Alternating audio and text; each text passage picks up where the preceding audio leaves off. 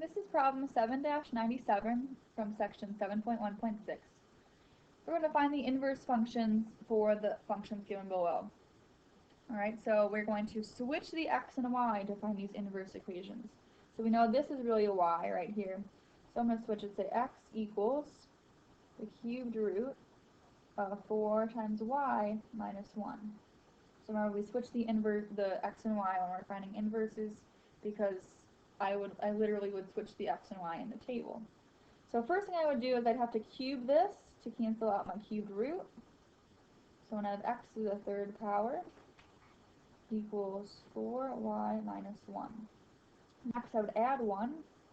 Right, I'm trying to solve for y again. I'm trying to get that by itself. 4y. Last, I'm going to divide both sides by 4. Okay.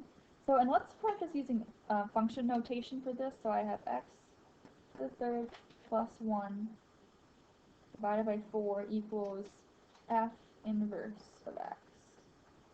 Right, so that is my inverse. For part A, I switch x and y and solve it again for y. Okay.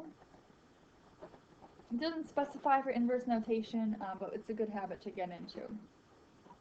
So this next one, we have,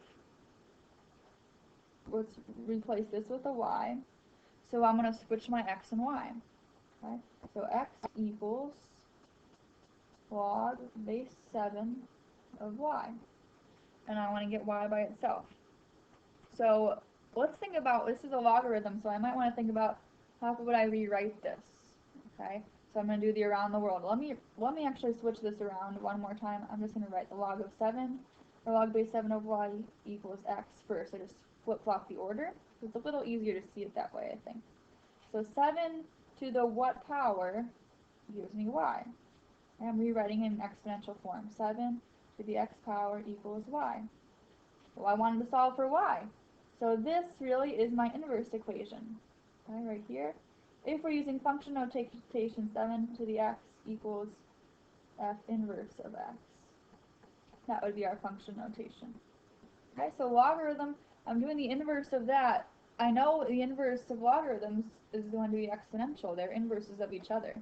Okay, so that's the clue. I should rewrite that equation in exponential form. Part A, I just switch x and y and get y by itself by order of operations.